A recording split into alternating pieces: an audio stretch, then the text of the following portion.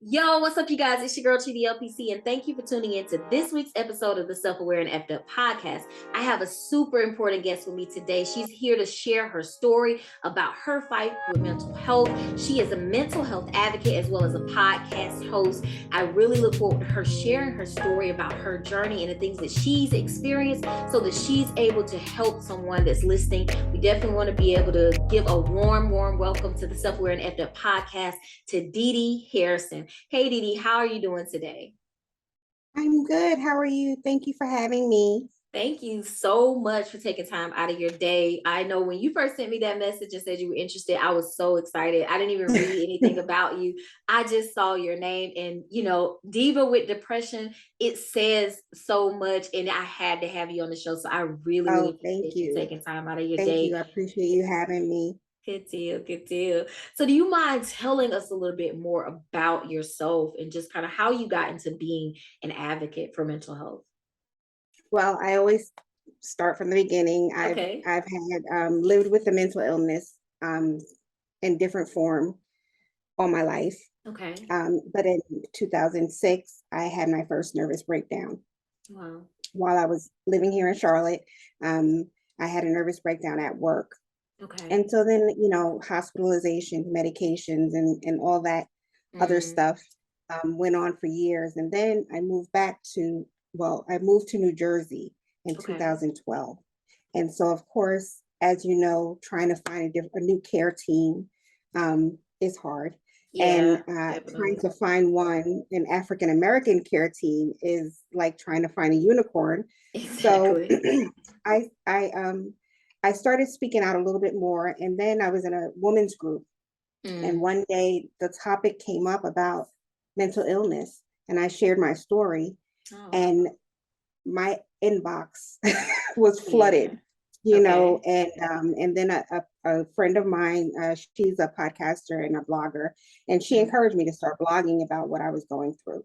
Oh, wow. So it really just started from me trying to find quality care and not being able to find it. And so I says, well, maybe this is something to get loud about.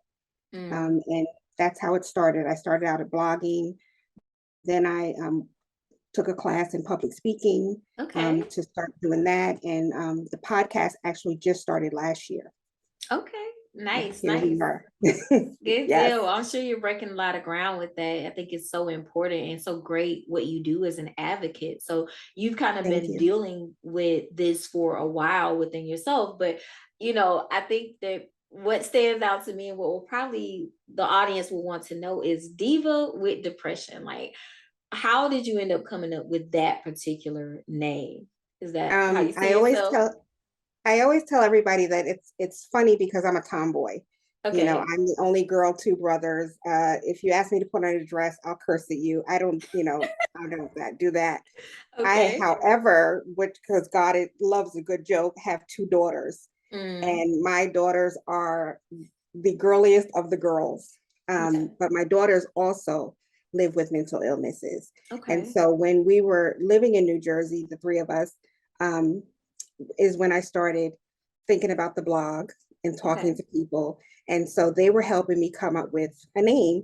And ever since they were little, it was always the three of us. People would see the three of us and they'd say, here comes the Divas. And so I says, okay, at first it was divas with depression. And then they're like, oh no, we're not getting involved. It's just you. So, we went from there and that's how it stuck. Wow, that's amazing. Like, that's really cool that they were able to be a part of your journey, but then let you take the lead and you go and run with that. I think that's I speak about my experience mostly. When I talk about them, I always get their permission beforehand, but I thought it was important for people to understand that, not only was I a woman dealing with mental illness, but I'm also a parent. And that sort of, that's another thing that needs to be discussed in our communities. So that's why I always make sure to include them and part of their journey in my story, because they're a big part of it.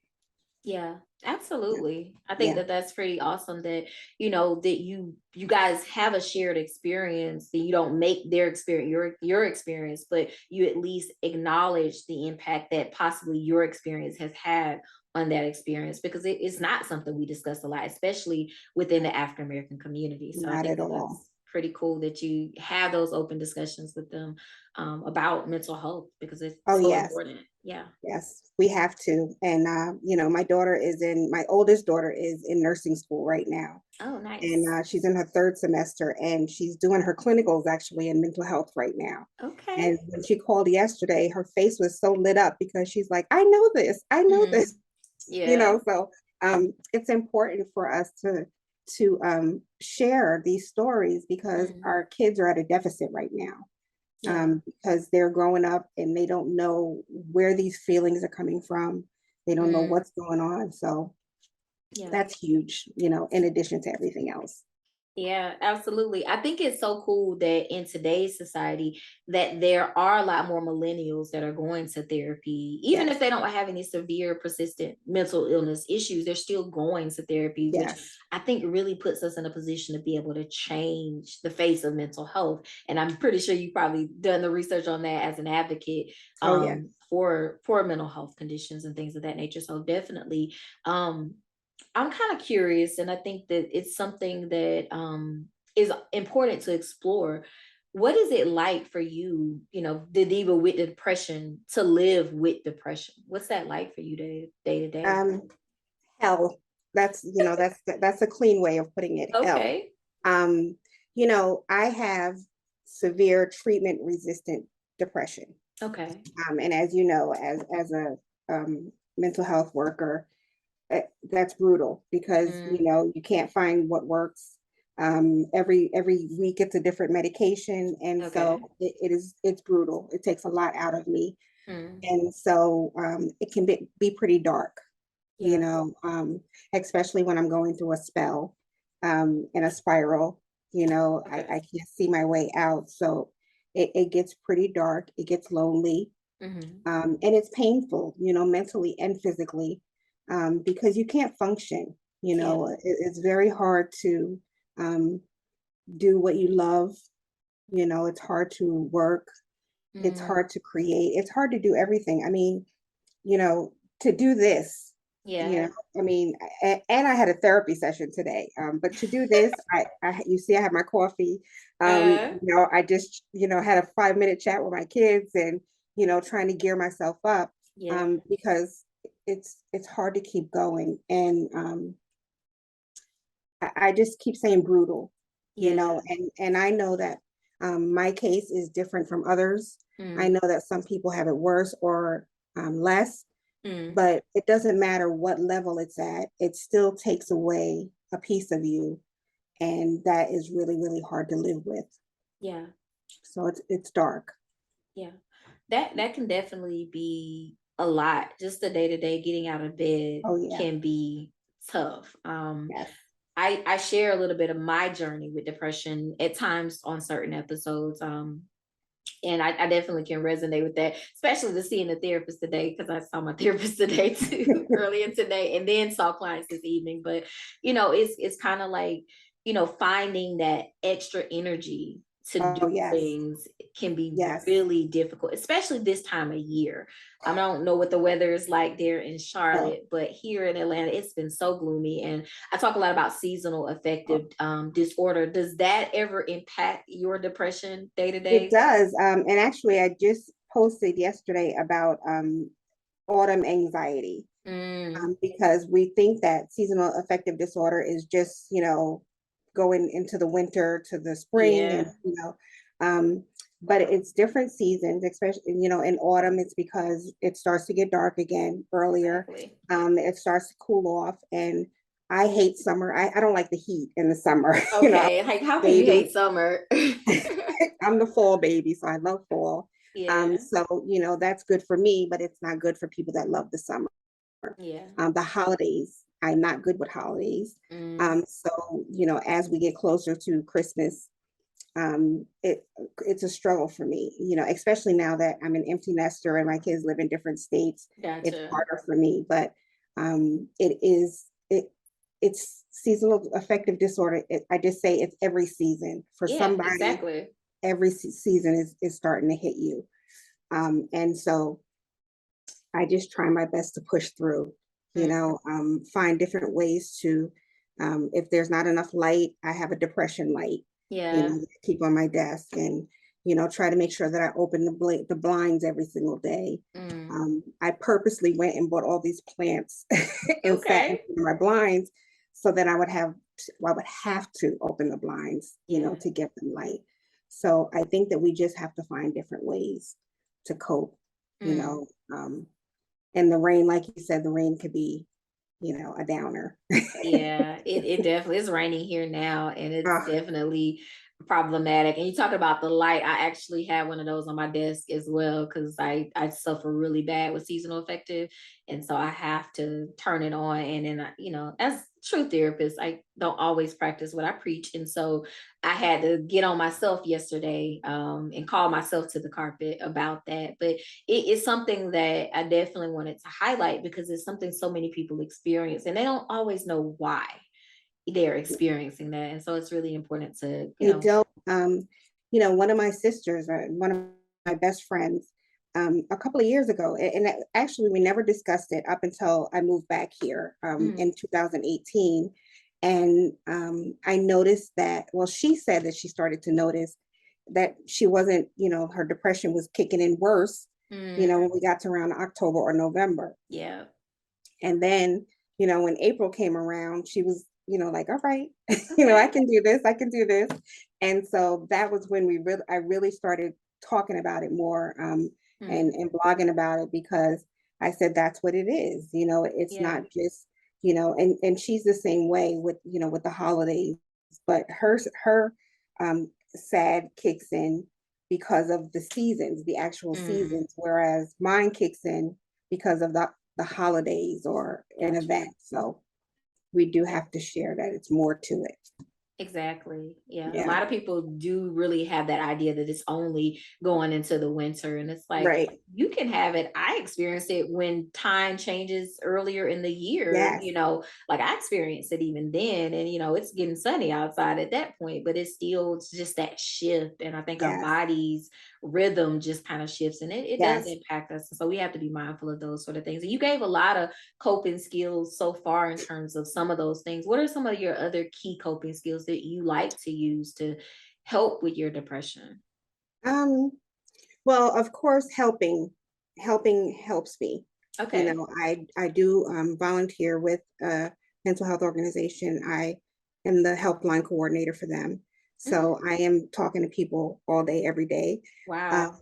I do the podcast, so there's researching for that, and some days just leaving my bed is my Mm, coping mechanism, because you can get yes. caught up and just stay in the bed all day. So I try to make myself leave my bedroom Mm, every day, even if it's just to come into the living room and I stay in the living room all day. okay. That's fine. I come up with, I call them my quirkies, you know, Mm, um, going barefoot, maybe stepping out on the patio yeah. barefoot, just to get grounded, walking around the Dollar Tree. Mm. That's why I was so upset when they went to a dollar Dollar 25, 25. because I hated that too. because I would leave a therapy session and be, just be beside myself, and I can't go home because that's dangerous. Mm, And so I would either, try to go get a cup of coffee okay. or walk around the supermarket or go to the Dollar Tree, because I said, at least I can be grounded and I won't be broke. you Right. know, so I just find cooking, baking, those are my second loves, after my kids. Yeah. And so before, my physical illnesses started to kick in, that was another way I would bake, or I would create. Like yesterday, my spiral has been really, really bad, Wow. the past couple of weeks. And so, I Monday I started making jam, Mm, and okay. canning jam. So I just find, whatever works, writing, Mm, um, my kids, I don't know that I keep saying that, but talking to yeah. my kids really helps, because it takes the focus off of me. phoning a friend. There's no easy way to cope. Everybody has different ways, like you said, your light may help you. My light doesn't always help me. So I had to find different ways that, if it's raining outside and I can't get to the coffee shop or to the Dollar Tree, then I know that I can at least walk out onto the patio, or I can bake some bread, or something. So you just have to reach into your bag of tricks. Right. Yeah. I think it's so brave of you to kind of be as open and vulnerable as you are on your podcast and in your blog in terms of sharing that part of yourself. I know you said that your journey started with kind of using your mental health journey to inspire others and to help others. It started from people inboxing you and you kind of finding providers. What caused you to what motivated you? Was there anything else that motivated you to expand to what you've kind of expanded to in today's time as far as what you do in advocacy? I have always, and this comes from my parents and beyond. Racism makes me angry. Discrimination makes me angry. It always has. And I may not stick up for myself, but I will stick up for other people. That's not a good thing, but so when I see Black and brown people being shut out, dying, living with illnesses, not being able to afford medication, not having the resources to get help, it drives me absolutely nuts. And when I got those inbox messages from women who did not even know what the symptoms of depression was, or symptoms of bipolar disorder. I was having a discussion with my daughter yesterday about ADD and ADHD, and do you really have it or not? And there's so many people, that don't even know what they're suffering from. And so the inboxes, I'm a helping. My love language is helping anyway. And they were my friends. They were my dear friends and women that I loved. And so I says, well, let's take this further. And I'm not, one to get in front of a camera, and do all of that. So the writing part, starting to blog, was the easy step, for me. And then once the feedback started coming, more and more, and I says, well, I'm still not loud enough. I always feel like I'm not loud enough, that people aren't hearing that there is a problem, right? We're not addressing. And so when I was in New Jersey and decided to start the blogging, I also was volunteering with NAMI. Okay. And so that was, my first step looking into the nonprofit side of the mental health issue and the racism and the discrimination that was there. And someone came in, a lady for a newspaper interviewed me because I was baking for the walk there. And when I got the feedback from that, I said, well, yeah, this is something that we have to share more, and that's what keeps me going, really. We're struggling. We are struggling. We are. And it's unfortunate. I know you mentioned earlier when you were introducing yourself that you had an experience with hospitalization. And I feel like a lot of times that's the only time I would see African Americans in, a situation of therapy. And a lot of them, I saw them coming in and out of the ER during my time working as a psych assessor in the ER, but I didn't see a lot of them coming to therapy. What was your experience like being a Black woman going to a mental health hospital in that experience or that encounter for the first time? Oh, terrifying, terrifying. As a matter of fact, I did not go to the hospital until the day after I had the breakdown. I had my breakdown at work. And luckily my ex worked in the same building, so he was able to come and take me home. And the doctor told him to bring me right away, and I refused. Because I was absolutely terrified because, I'm only going on what you see on TV or in the movie. Yeah. So, when I got there, I was just shaking and crying. That's all I could do. And they make group therapy mandatory when you're Right. inpatient. So, I'm sitting there and I'm like, I don't want to talk to anybody. I don't want to share my story. But, once I started listening to other people Mm-hmm. share their stories, then I said, okay, well, it's not going to be that bad. And so every time after that I've been hospitalized, I sort of, make sure that I'm not, um, I try not to be as scared. Mm-hmm. And I also try to remind myself that I wouldn't be there if I didn't need help, and Gotcha. that the people there are there to help me. And that's the patients and the workers are there to help me, because Right. we learn so much from the other people out of there getting help too. So it's scary initially, Mm-hmm. but it can be a good thing. You know, just go. I always say, just go, Gotcha. just go.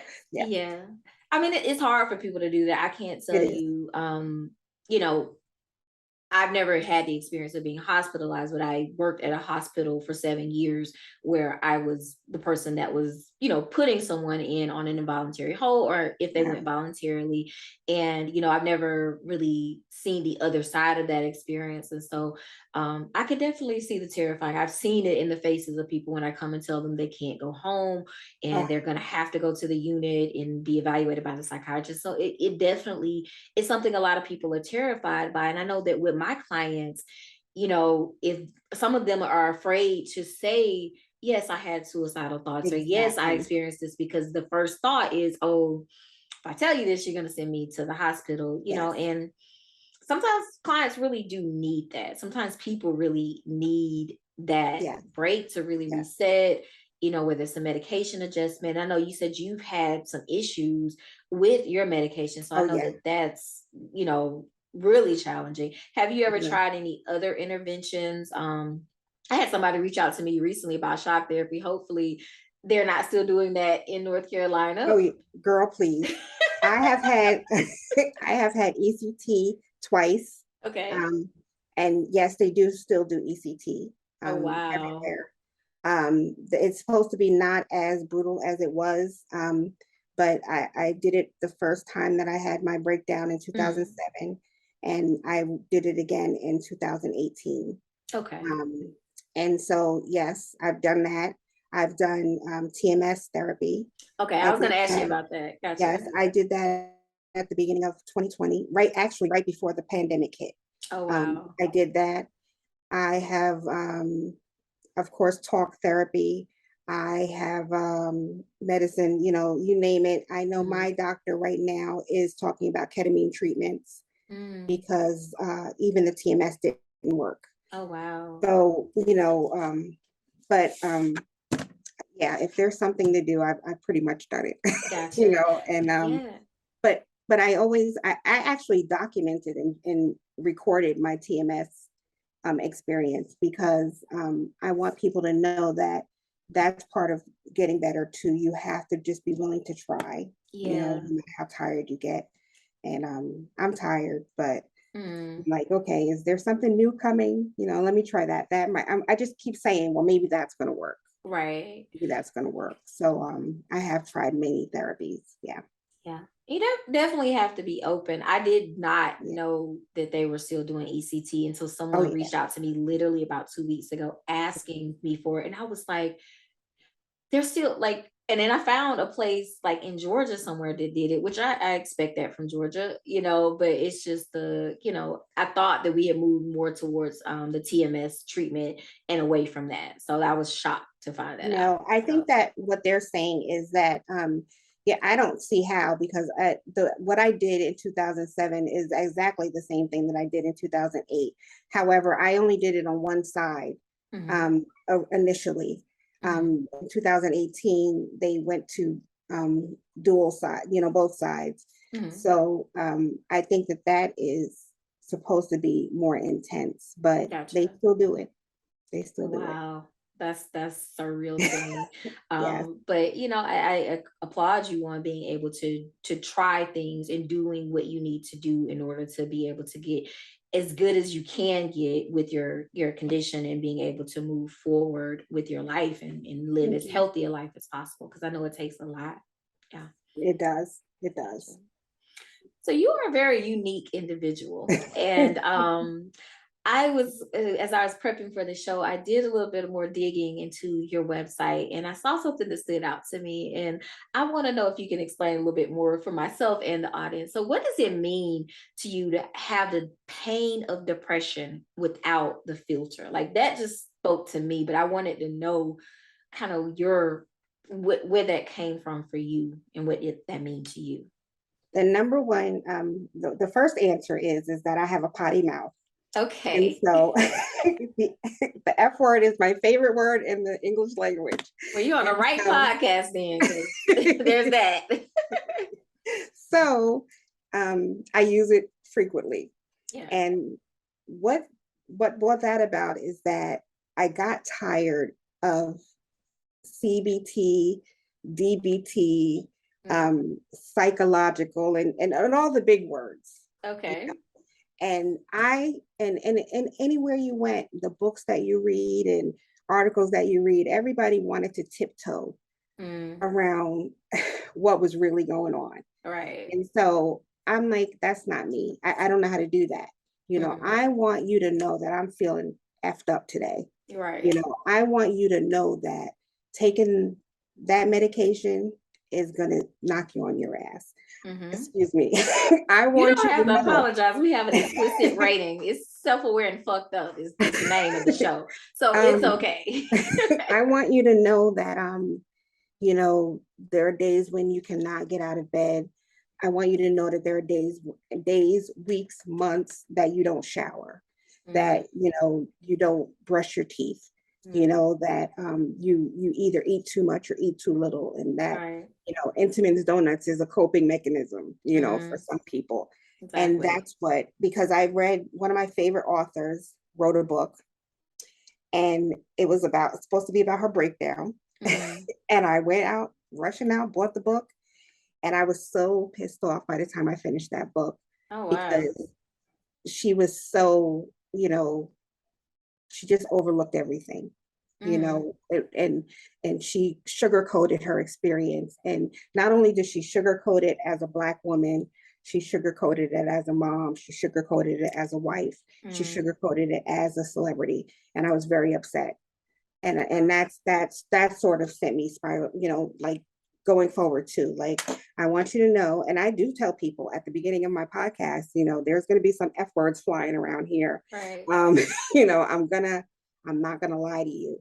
You know, I am not going to lie to you. This is hell. Living like this, I wouldn't wish it on anybody except one person. And, you know, watching your kids go through it is hell. You know, watching your parents live through it is hell. I mean, it's just, and so that's what I mean by no filter. Yeah. You know, I'm going to tell you what it feels like. I can't sugarcoat it, you know, I can't. And so that's what the pain of depression, I'm going to share my pain with you, and I'm going to keep it real. Yeah. I hate that term. I'm not hate that term. It's overused, but I am. It's necessary though. I think it's important that we keep it real. And I think that's why a lot of our community is fucked up, because we don't keep it real. We don't address the things that need to be addressed and educate people on the experience. Because in our community, I do a whole training on like educating clinicians on how to work with BIPOC individuals, because it's like you're not really digging into the trauma of our past. You're not looking at the CPTSD and all of the things that our community has gone through.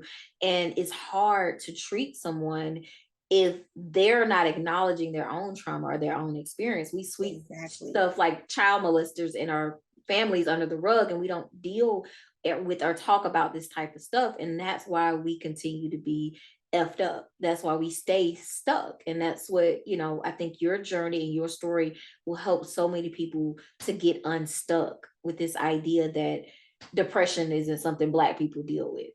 Yes, it is.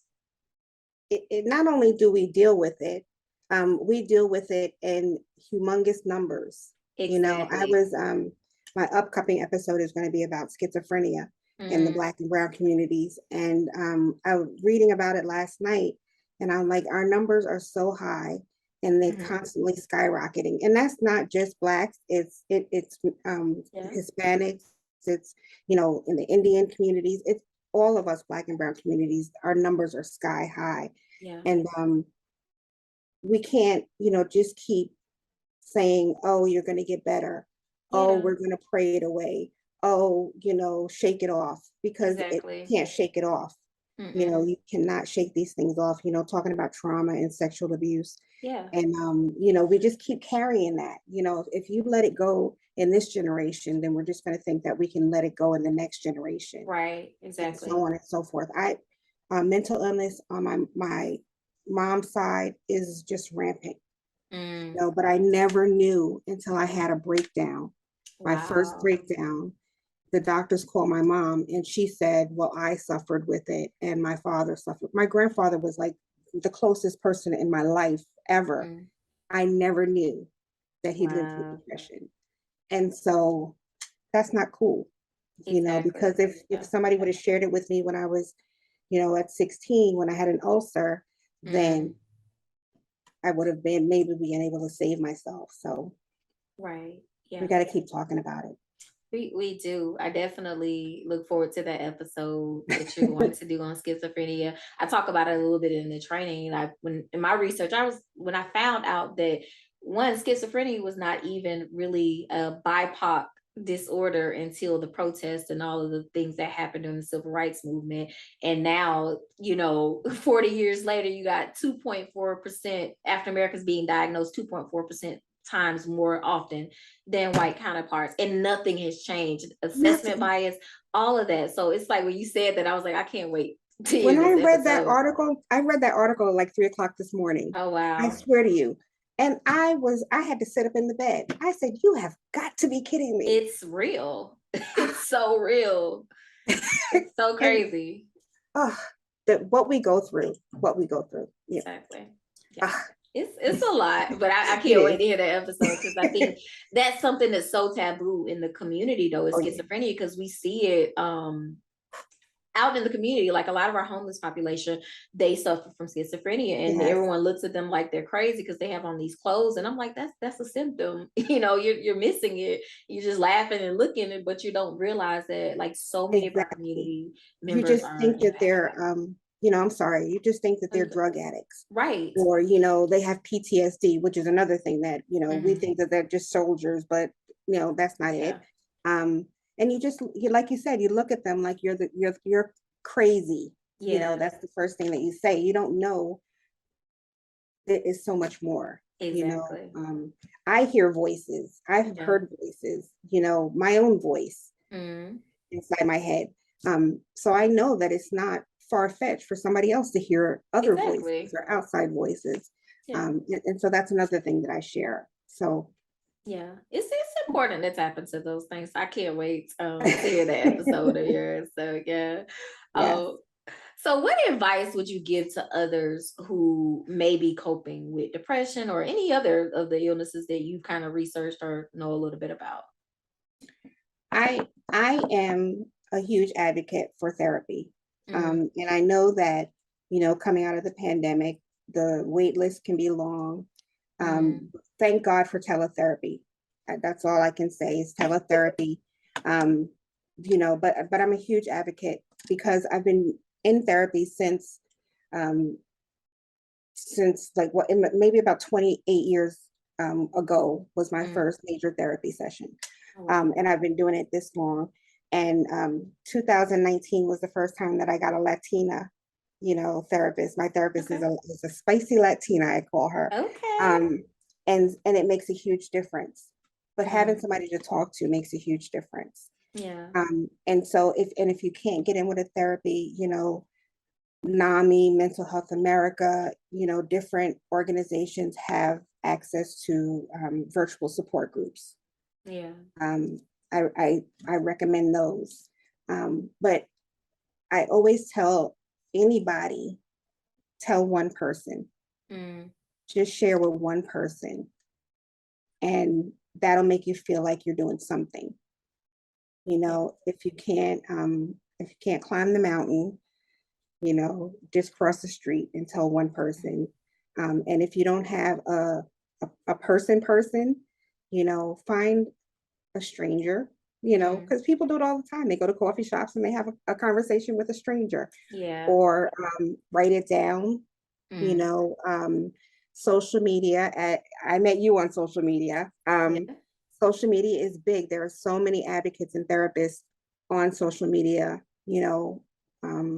reach out to them. I watch so many TikTok, I call them TikTok therapists, but there's a lot of therapists on TikTok. And they talk so much about people reaching out to them in their inbox. And that's important, so reach out to just one person, but don't shut down. Yeah. Thank you. Thank you so much for sharing that. You talk about TikTok therapists.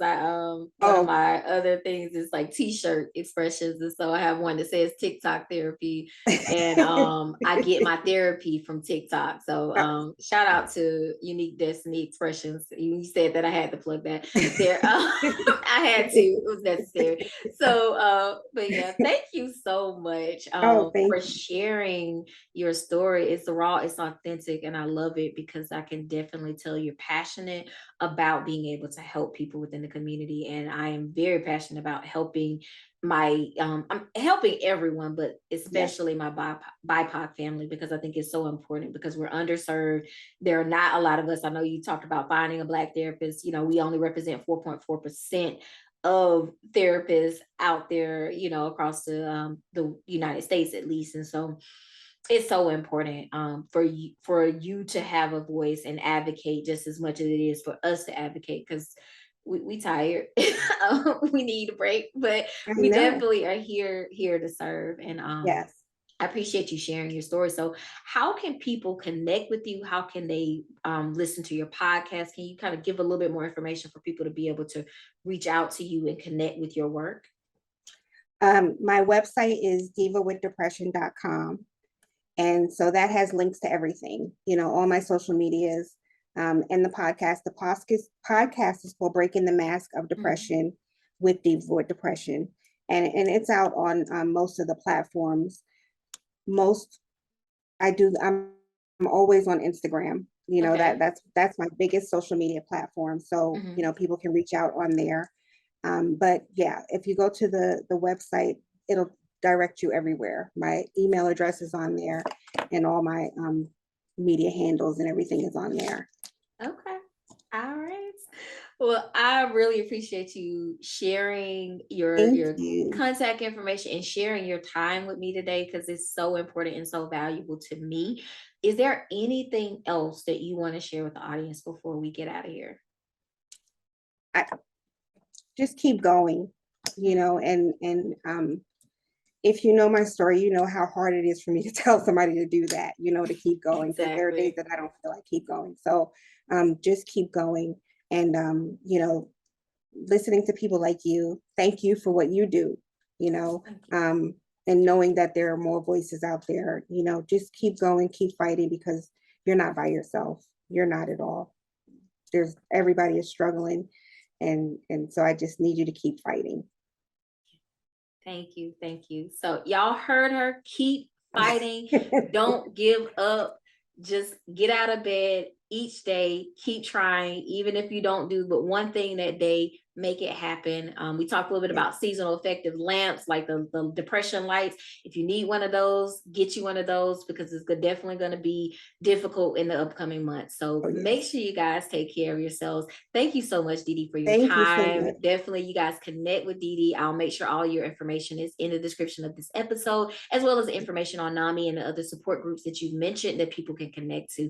And also, guys, thank you for tuning in this week. Make sure you guys also follow me, Treaty LPC, on all social media platforms under the handle Treaty LPC. Until next time, be safe, be well, and make sure that you take care of your mental health.